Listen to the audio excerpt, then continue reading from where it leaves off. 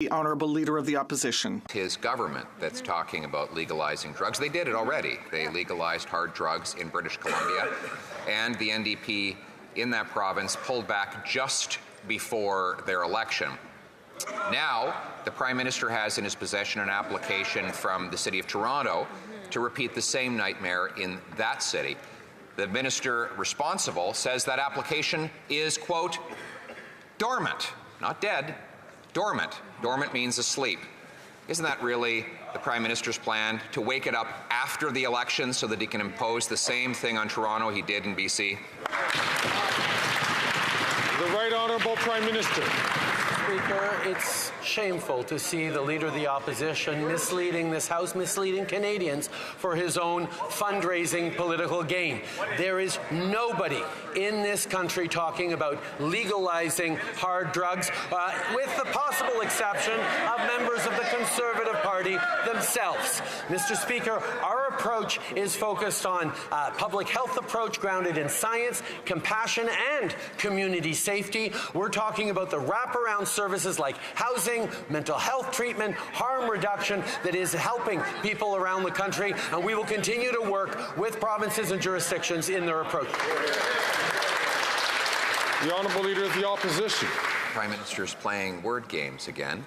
He pretends that there's a difference between legalization and decriminalization. Basically the same thing, but we'll use his word. He brought in decriminalization in British Columbia, which led to a 380% increase in overdose deaths, 2,500 deaths last year, the worst death count in any province's history. So will he, A, admit that his decriminalization in BC was a deadly disaster, or B, admit that he plans to do it again right across the country, everywhere after the next election? The Right Honourable Prime Minister. Mr. Speaker, earlier the Leader of the Opposition was suggesting I did my homework. You'd think that on an issue that the Leader of the Opposition is making so much fundraising money off of, he would have actually done his work and realized there is a difference between legalization and decriminalization, and that's one that really matters. We, yes, responded to a request for a pilot project by British Columbia to continue to try and approach new approaches in solving this toxic drug overdose epidemic, and we will continue to work with British Columbia as we have, as they choose to make adjustments to their pilot project, because we know saving lives and keeping communities safe is the most important thing. The Honourable Leader of the Opposition. Mr. Speaker, I just asked now 4 times whether he plans to replicate in Montreal, in Toronto, or anywhere else the radical experiment that he's had to backpedal on in British Columbia. He won't answer the question. He has a request from the Montreal Mayor, the Toronto City Hall, and we don't know what other municipalities. So either A, he believes the experiment was a disaster, or B, he plans to repeat it. Which is it? The Right Honourable Prime Minister. Mr. Speaker, I have answered this question many times by saying that the only way we move forward on any proposals across this country around decriminalization or other methods to support to fight the toxic drug overdose is when provinces step up and actually ask for it. Failing that, we will not be moving forward on any modifications. However, there are provinces that are choosing to reduce their harm reduction measures, and we will continue to increase harm reduction and public health responses to overdoses and safe supply issues right across the country. Then I have the Honourable Leader of the Opposition. Now, not only is the Prime Minister refusing to rule out future decriminalization across the country that has just failed in BC, he's now just announced he plans to spend even more tax dollars on narcotic opioids. According to the Vancouver Chief of Police, 50% of the recovered hydromorphone was originated with government programs handing it out as so-called safe supply. This program has led to a 166% increase in drug deaths across the country since it was brought in. Why won't he accept my common sense plan to stop giving out deadly drugs and start giving out treatment?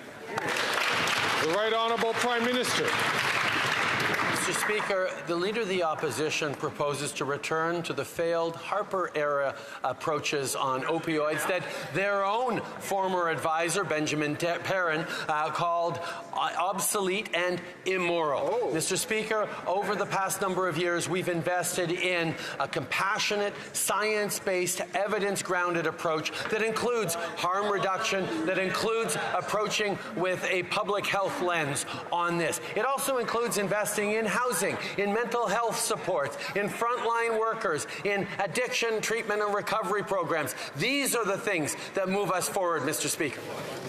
The Honourable Leader of the Opposition. Mr. Speaker, when we were in government, there were 60% fewer overdose deaths. This problem accelerated after he brought in these radical programs that are not done anywhere else to give corrupt pharmaceutical companies money to hand out more drugs. David McAvoy, an addiction outreach worker right here in Ottawa, says that he witnesses the so-called safe supply clients diverting their taxpayer-funded drugs to the black market, and that they are given, quote, an insane quantity of drugs. Will the Prime Minister stop giving out insane quantities of heroin-grade opioids and start bringing treatment so we can bring our loved ones home drug-free? The Right Honourable Prime Minister. Mr. Speaker, I don't know that any Canadian would think that adding more ideology to our approach to public health, dealing with the opioids epidemic, is a solution, and yet that's the only thing that the Conservative Party seems to offer. We will continue to be grounded in a compassionate, science-based approach that works with local partners, that attempts to provide the kinds of wraparound services, whether it's housing, whether it's health care, whether it's addiction treatment and recovery, whether it's culturally appropriate services for those who need it. We will continue to be there to help heal people, not imprison them. The Honourable Leader of the Opposition. They are there to help kill people right now. That's exactly what they're doing. And, Mr. Speaker,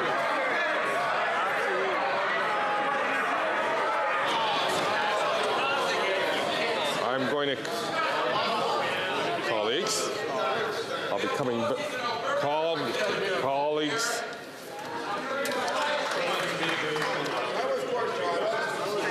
We are going to, the Speaker will come back to this issue. I'll allow the Honourable Member to continue his questions. 24 seconds on the clock.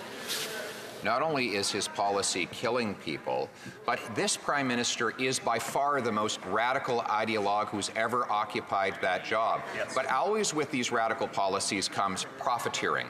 The companies that are making the money off of the opioids that are funded by Canadian taxpayers, and it is indeed sick, Mr. Speaker. Will the Prime Minister agree to release all of the contracts for those pharmaceutical companies? The